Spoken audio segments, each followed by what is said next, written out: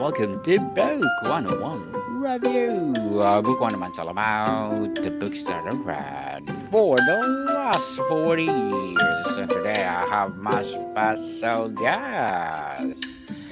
He is expert guest for homeowner, Focus Podcast founder, and CEO of Home Painters Toronto. No other than Mr. Brian Young. Thanks for having me. Welcome, Mr. Brian on Book 101 Review. And can you please introduce more about yourself that I miss? Sure, I've been running my residential painting business for about 37 years now. I started as a student painter back in 1987 as a university student. That's when I got started in it. And obviously, there's been some ups and downs since then. But around 2012 was when I started to figure out in terms of my marketing, got everything in line. Uh, and since then I haven't really looked back. It's just a matter of keeping consistent and never taking my eye off the ball. I think that's the key, and being consistent as heck. Yes, and thank you so much for sharing your knowledge and wisdom to the world, Mr. Brian. And today let's talk about the fastest way to add 10K plus to your home's value with a paintbrush. So tell us, let's start with the big claim. How is it possible that something as simple as a paint can add 10K or more to a home perceived value? Well, for me, you mean in terms of actual value of the house, your specific house? Yes, please. I would say the first impression obviously is the most important, especially if you're selling. I would deal with a lot of real estate agents. So in terms of bang for your buck, I find obviously when you're first entering the house, the walls is probably the most obvious, and sometimes the baseboards as well, but mainly the walls. And if you lighten up, make it look more open, fresh, inviting, I think that's a huge step in the right direction towards making it very presentable. Obviously, it's curb appeal helps as well. So having a nice landscaping and front door, most important. A lot of people say, "Well, I want to fix this and this and this and this in the house." Well, the first most important thing is your front door because that's what they see going in, and then of course your first impression, which is like I said, your hallway, main floor. That's crucial.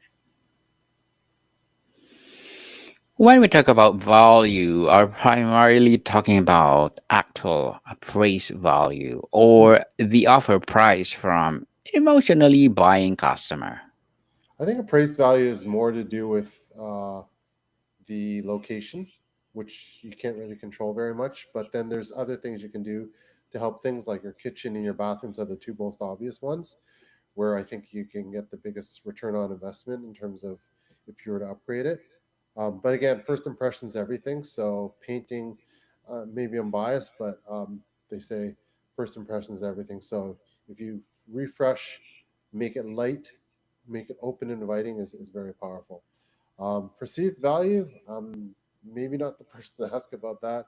I think that's more of a real estate question, but I think it can be looked at in several different ways, perceived value. But I think we don't have very much control over our location. So I think that's the most obvious answer is your location. So yeah, that's the short answer to that. Mr. Brian, what is the single biggest mistake homeowners make with the paint that actually decreases their home's value in the eyes of buyers? They most obviously they don't pick the right color. Um, for example, the insides. A lot of times, customers will say they're selling their home, and then they pick a color that's a little like more to their liking. And I always, if they're selling, I always say, well, I mean, if that's your color, that's great. There's no right or wrong. But for the average seller, they might not like that. They may look make it look smaller and less inviting. So I always warn them that it's always try to look at it through the buyer's eyes, not through their eyes. So neutralize, keep it simple. Lighter is better, more open. Um, walls is the biggest bang for your dollar. I would say in terms of biggest mistakes, other things is little simple things like um, fixing the little things like door locks, little things like that that can kind of drive people crazy in that when they're selling a house. So get someone to do the little things, uh, door handles, just little things like that, the details, and then declutter. I mean, that's an obvious one. The less in your house, the better. You obviously want your main furniture, and that's what stagers are for. But try to declutter. Less is more again, and it's good to have your basic furniture, but anything more than that, I think, is just causing detracting from the value of your home. Beyond just color, what are the less obvious painting principles like sheen, finish, or technique that signal quality and add to that 10K figure? So most obvious is the ceilings. If you are to paint the ceilings, by the way, they're not the most important thing to paint, but if you are, paint it with a white flat paint. It makes it look open, inviting. It also hides any defects. It camouflages that. So go with a flat paint. Walls, eggshell or matte works. And then for the trim and doors, usually a satin finish. Less sheen is better, especially nowadays. People are going towards a more modern look, less sheen. The other thing that people overlook is their kitchen cabinets. So if they have kind of beat up kitchen cabinets for anywhere from 3 to 6K, you can have your kitchen cabinets revamped. And like I said, kitchen cabinets and bathrooms are the two biggest return on investments if you're to renovate or put money into, besides the painting, of course. Color strategy and money makers. Let's get specific. If a homeowner only has time to paint one or two rooms before selling, Yeah. which ones offer the biggest return on investment and why? I think the hallway, definitely the entrance hallway is number one. Sorry, front door, number one. Entrance hallway, like that main foyer area, number two. I think third and fourth would probably be a soft between kitchen and living room, dining room. Yeah, and then bathrooms shortly after that.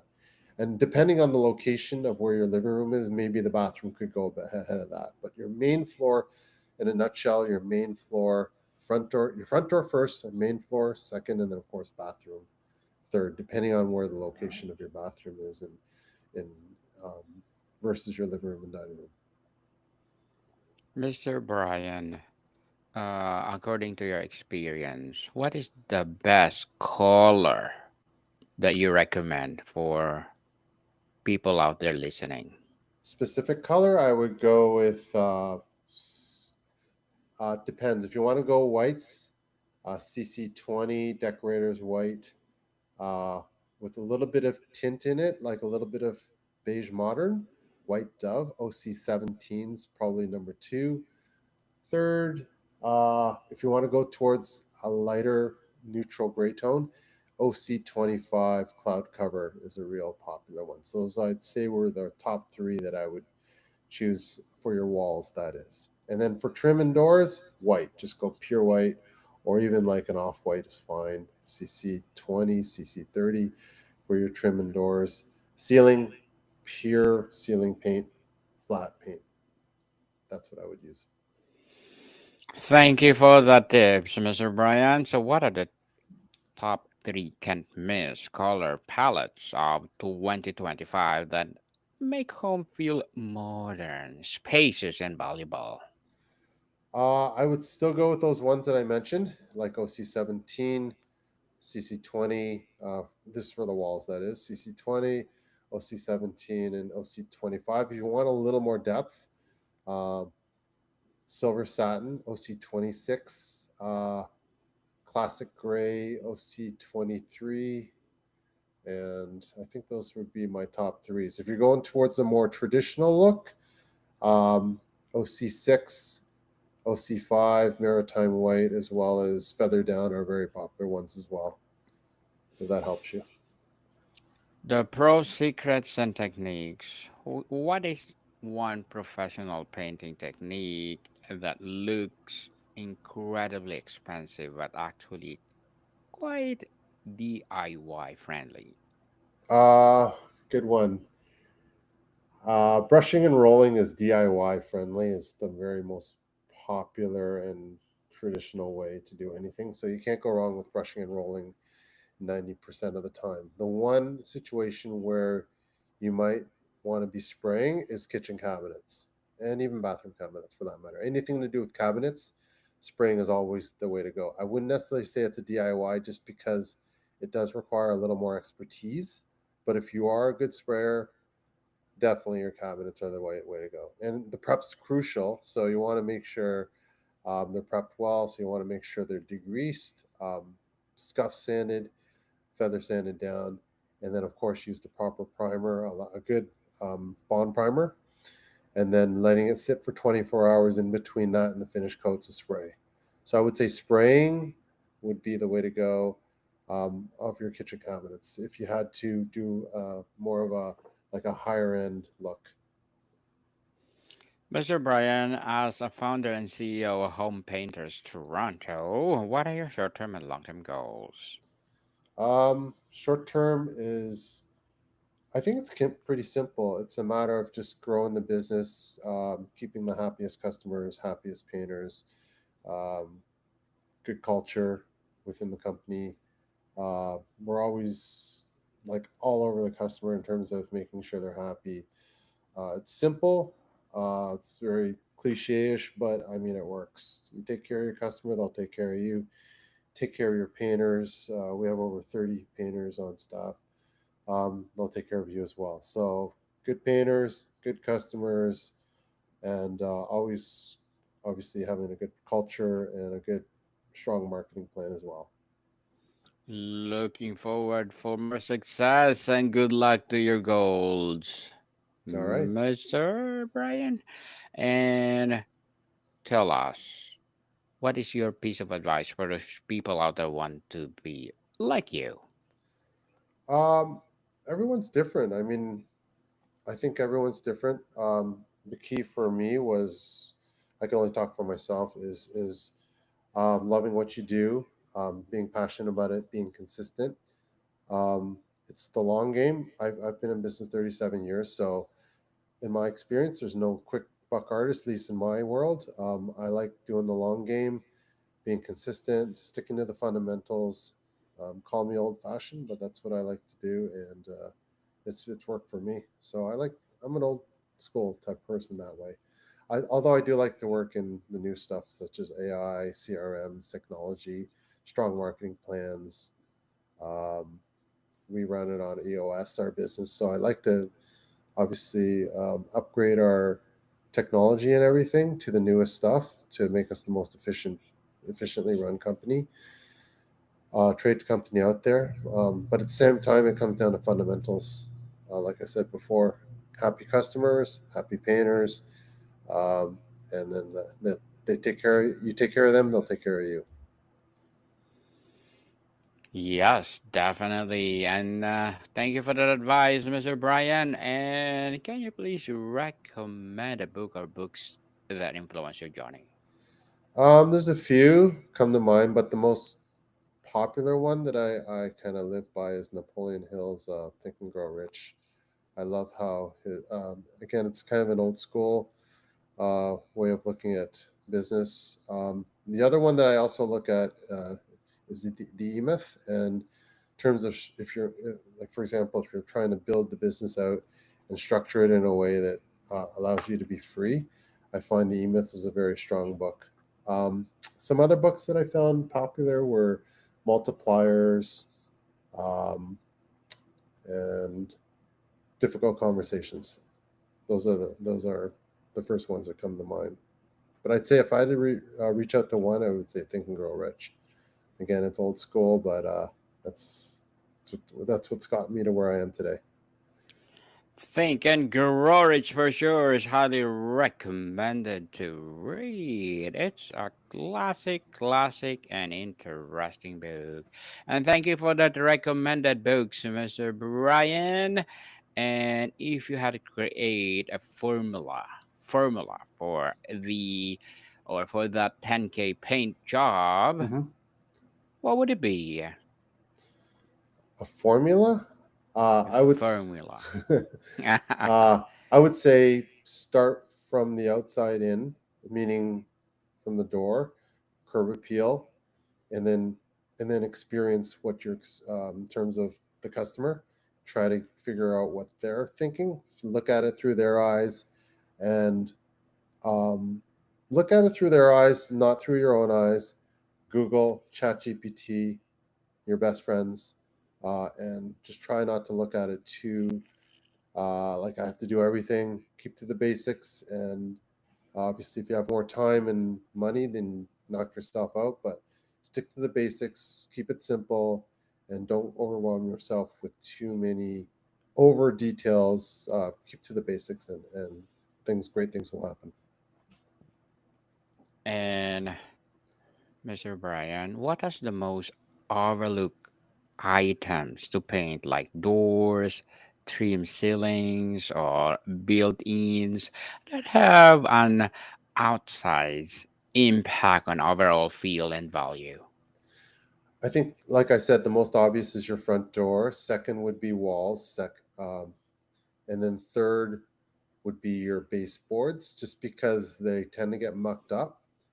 Last, and I wouldn't say it's not important, but last would be your ceilings. And the reason why is because unless they're yellowed or smoked or smoke stained or really beat up or water stained, I find that they're the least or ROI in terms of return on investment, because you rarely do you go into a house and look up like that. You usually look at the overall, look, and then little things like details like the dirtiness of the baseboards or trim that can be affect you as well.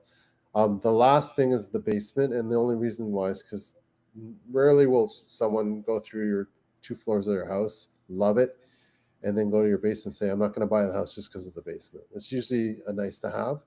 So I would say your front door first, wall second, your baseboards and touching up your trim third. Least would be ceilings and basement.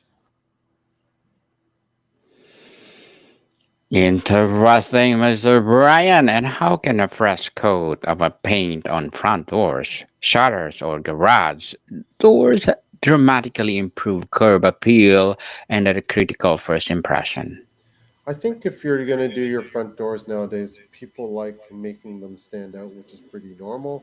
So front doors, they usually go the same as the frame nowadays. We used to traditionally go frame like white, and then we'll go front doors black and garage doors black. But now they're going um, front door stand out with the frame, and then they'll make the garage door and frame the same color as the rest of the trim. They kind of make it blend in. So that's very popular. You can always go the traditional front door and garage door, same color. Can't go wrong there either. But I'd say if you wanted to modernize, go front door bold, stand out with the frame, and then the garage door and frame blend that in with the rest of the house, whatever that color that is.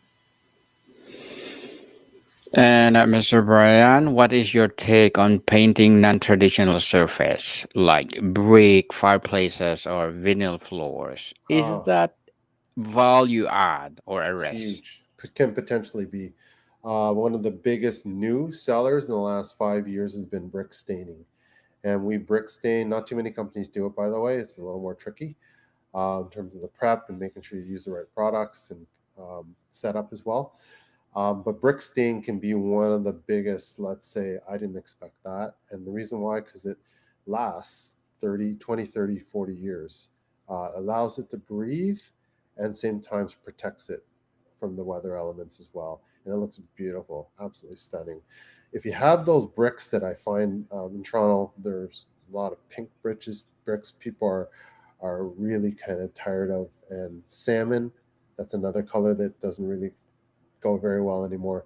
They don't want to spend tens and even up to $50 to $100,000 changing the brick color, but they don't want to ruin them either, because paint can actually ruin your bricks because it traps in the moisture and uh, can disintegrate the bricks from the inside out. Brick stain is your answer in terms of longevity, making it beautiful, modern, and up to date. And you have almost any color you can pick for that as well. What are the common amateur painting mistakes that's, well, scream a cheap DIY job to a potential buyer and kill the value you're trying to add? Say that again. So the mistake you're saying? Yes, what are the common amateur painting mistakes? Common painting mistakes would be trying to touch up like walls and making it look even worse. If you don't get the right color, then it can actually ruin it. Like imagine touching up walls and then seeing a bunch of blotches everywhere. That could be the most obviously. You can touch up trim. I find trim you can get away with that. But walls, often you have to either get the exact color, the original color, and if you don't have the original can of paint, that's really hard to match. You have to usually paint the whole wall in that case. So I would say be careful if you're touching up walls. You can actually cause more harm than good. Um, the best way would be to, if you are going to touch up, is to get the old can of paint. If you don't have that, then you're kind of in trouble. Trying to get someone to match a color 100% is almost impossible. You're probably going to get 95 to 98% if you're lucky, and even then it'll look blotchy and it won't look so great. How important is the quality of the paint itself? Is the premium brand always worth or for resale? When you're reselling, I don't think it's as important. I think out of conscience, my own conscience, I would preferable to use the better paint, the premium paint, just because it's psychologically, and for me, selling it would make me feel better. But if you're selling, it's not quite as crucial as this if you're going to live there for the next 5, 10 years. Washability is not that important, let's face it. But like I said, if you're going to sell your house, invest a good amount of money and time in hiring a painter. Um, and if you do have the budget, I would definitely go the premium brand. You don't necessarily have to go Aura if you're Benchmore. You can go as high as Ben, which is the midline, or for Sherwin Williams, Duration's solid line as well. Um, but I would definitely at least go the midline. Mr. Brian, when it's absolutely necessary to hire a professional and when is it confident DIYer perfectly capable of achieving that 10K plus? I think depending on your budget, if you do have the budget, it's always better to hire someone if you have the budget. And depending on your home, like the value, if you're in one of those situations where painting it would be a huge boost to the value, then yes. If you don't have the budget, you don't have the budget. In which case, you obviously have to do it yourself, or hire maybe someone that's not so qualified and take a risk. But that's very risky and can cause you problems and can definitely cause bigger problems than it's worth. So if you have the budget, for sure, hire a professional. And because obviously, if your house is worth so much and you're trying to get top dollar for it, then you get what you paid for. So same thing with painters as well. Indeed. And Mr. Brian, before we wrap up our discussion for today, I'm inviting you to please do listen to my other podcast, people, because my Abstract Essay is already in fifth season, Abstract Poetry in second season, and my Book 101 to be in fifth season too, Comedy 101 in second season, and my Book 101 in fifth season as well, Geography 101 in fourth season, and my Baby Podcast, Law 101, and Mental Health 101, Love Letters in third season, and Movie 101 Review and Music 101 and fourth season, and Science 101 and Sex 101 in its first season. Please listen to them wherever you listen your podcast. So, Mr. Brian, finally, what's the one piece of counter, let's say, counter well known that paint advice you have the most homeowners never think of but can instantly elevate a space? Counter. That's a good question. Hmm. Counter. Can you give me a hint? Yes. So, what is your best advice for those people out there that if you paint this just like your house is bigger or Mhm. wider or something that more spacious? I would say, like I said before, go light. And it's actually good to have a little bit of like the latex smell in the house. I know a lot of people say, does it smell?